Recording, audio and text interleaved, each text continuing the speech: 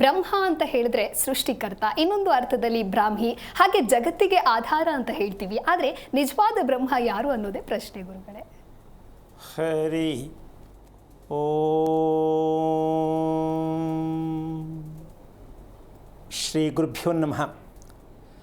ಸಾಮಾನ್ಯವಾಗಿ ನಾವು ತಿಳ್ಕೊಂಡಿರ್ತಕ್ಕಂಥ ವಿಚಾರನೇ ಇದೇನೆ, ಬ್ರಹ್ಮ ಸೃಷ್ಟಿ, ಸೃಷ್ಟಿ ಬ್ರಹ್ಮ ಅಂತಕ್ಕಂಥದ್ದು. ಮತ್ತು ಜೊತೆಗೆ ನಾವು ಬ್ರಹ್ಮ ವಿಷ್ಣು ಮಹೇಶ್ವರ 3 ಜನ ತೊಗೊಳ್ತೀವಿ. ಅದರಲ್ಲಿ ಶಿವನಿಗೆ ವಿಷ್ಣುಗೆ ಪೂಜೆ ಇದೆ, ಬ್ರಹ್ಮನ ಪೂಜೆ ಇಲ್ಲ, ದೇವಾಲಯ ಇಲ್ಲ, ಹಲವಾರು ರೀತಿ ಇದು ಸ್ವಲ್ಪ ಒಂದು ಸೈಡಿಗೆ ಬಂದುಬಿಟ್ಟಿದೆ. ಅದು ಸರಿ ತಪ್ಪು ಅನ್ನೋ ಪ್ರಶ್ನೆ ನಾವು ಮಾತಾಡೋಕೆ ನಮ್ಗೆ ಅಧಿಕಾರ ಇಲ್ಲ. ಆದರೆ ಒಂದಂತೂ ನಾವು ಅರ್ಥ ಮಾಡ್ಕೋಬೇಕು, ಬ್ರಹ್ಮ ಅಂತಕ್ಕಂಥದ್ದಕ್ಕೆ ನಾವು ಯಾವುದ್ರ ಮೂಲಕ ಈ ಬ್ರಹ್ಮ ಅಂತಕ್ಕಂಥದ್ದನ್ನು ನಾವು ಹೇಳಬೇಕಾಗತ್ತೆ. ಇದರ ಹಿನ್ನೆಲೆ ಏನು? ಬ್ರಹ್ಮ ಎಂದರೆ ಬ್ರಹ್ಮಾರ್ಥ, ನೀನು ಹೇಳ್ದಂಗೆ ಬ್ರಾಹ್ಮಿ.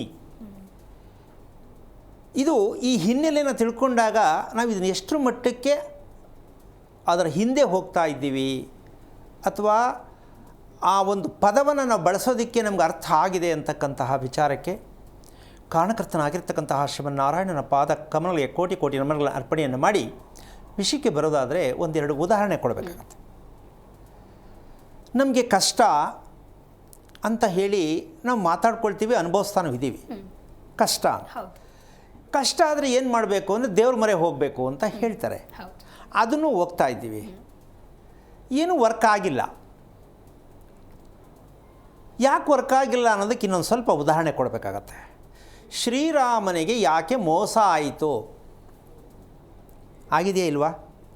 ಪಟ್ಟಾಭಿಷೇಕ ಕ್ಯಾನ್ಸಲ್, ಮೋಸ. ಸೀತೆ ರಾಮ ದೂರ ಆಗೋದಕ್ಕೆ ರಾವಣನ ಪ್ರವೇಶ, ಮೋಸ. ಆದರ್ಶವಾಗಿರ್ತಕ್ಕಂಥ ಶ್ರೀರಾಮಚಂದ್ರನಿಗೆ ಯಾಕೆ ಈ ಮೋಸ ನಡೆಯಿತು ಜೀವನದಲ್ಲಿ ಅಂತ ಪ್ರಶ್ನೆ ಹಾಕ್ಕೋಬೇಕಲ್ಲ, ಹೌದಾ? ಅದೇ ರೀತಿ ಪಾಂಡವರು ಭಿಕ್ಷಾಟನೆಯನ್ನು ಮಾಡ್ತಕ್ಕಂಥ ಒಂದು ಸಂದರ್ಭ ಕೂಡ ಇದೆ. ಯಾಕೆ ಆ ಸಂದರ್ಭ ಯಾಕೆ ಒದಗಿ ಬಂತಲ್ಲಿ? ಯಾಕಿದು ಬೇಕಾಗತ್ತೆ ಅಂತಕ್ಕಂಥ ವಿಚಾರ. ಈ ಪ್ರಶ್ನೆ ಏನಕ್ಕೆ ಬೇಕಾಗತ್ತೆ ಅಂದರೆ, ಪ್ರತಿಯೊಬ್ಬರಿಗೂ ಸೂರ್ಯನಿಗೂ ಗ್ರಹಣ ಹಿಡಿಯತ್ತೆ, ಚಂದ್ರನಿಗೂ ಗ್ರಹಣ ಹಿಡಿಯತ್ತೆ, ಮತ್ತು ಇದ್ರ ಉಳಿದಿರೋರು ಯಾರೂ ಇಲ್ಲ. ಎಲ್ಲರಿಗೂ ಅವರದೇ ಆದ ಸಿದ್ಧಾಂತ ಪ್ರಕಾರವಾಗಿ ಅವರವರಿಗೆ ಸಮಸ್ಯೆ ಅಂತಕ್ಕಂಥದ್ದು 5 ನಿಮಿಷ ಆಗಲಿ 5 ಗಳಿಗೆ ಆಗಲಿ ಆಗಿರುತ್ತೆ. ಹಾಗಿದ್ದ ಮೇಲೆ ನಾವೀಗ ಭಗವಂತನ ಮೊರೆ ಹೋಗೋದು ಅಂದರೆ ಹೇಗದು ಯೋಚನೆ ಮಾಡಬೇಕಲ್ಲ. ಹಾಗಂತ ಹೋಗಬಾರ್ದಾ? ಮಾಡಬೇಕು. ನಾವಿಷ್ಟು ತಿಳ್ಕೊಂಡಿದ್ದೀವಿ. ಇದಕ್ಕೆ ಫಸ್ಟ್ ಮೊದಲನೇ ಅರ್ಥ ನಮ್ಮದೇನೆಂದರೆ, ಯಾರಿಗೂ ಕೂಡ ಇದನ್ನು ಕರ್ಮದ ಶಕ್ತಿ ಅಂತಾರೆ. ಏನು? ಕರ್ಮದ ಶಕ್ತಿ ಅಂತಾರೆ. ಕರ್ಮ ಅಂದರೆ ಏನು? ಕರ್ತವ್ಯ, ಕೆಲಸ. ಆ ಕರ್ತವ್ಯದಲ್ಲಿ ಲೋಪ ಆಗಿರ್ತಕ್ಕಂಥದ್ದೇ ಆಗಿದ್ದ ಪಕ್ಷದಲ್ಲಿ ಯಾರಿಗೂ ಅದನ್ನು ಬಿಡಲ್ಲ.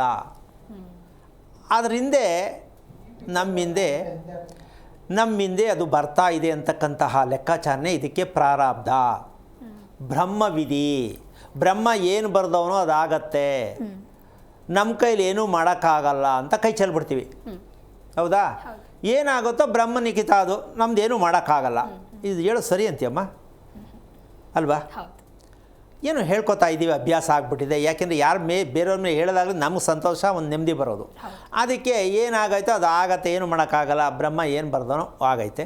ಆಮೇಲೆ ಇನ್ನೊಬ್ಬರು ವಿಧಿ ಅಂತಾರೆ, ಹಣೆ ಬರ ಅಂತಾರೆ, ಬ್ರಹ್ಮಲಿಖಿತ ಅಂತಾರೆ, ಏನೇನೋ ಅವರು ಅನುಕೂಲಕ್ಕೆ ತಕ್ಕಂತೆ ಹೇಳ್ತಾ ಹೋಗ್ತಾರೆ. ಆದರೆ ನಮಗಿದರಿಂದ ಸಂದೇಶ ಏನು ಗೊತ್ತಾಯಿತು?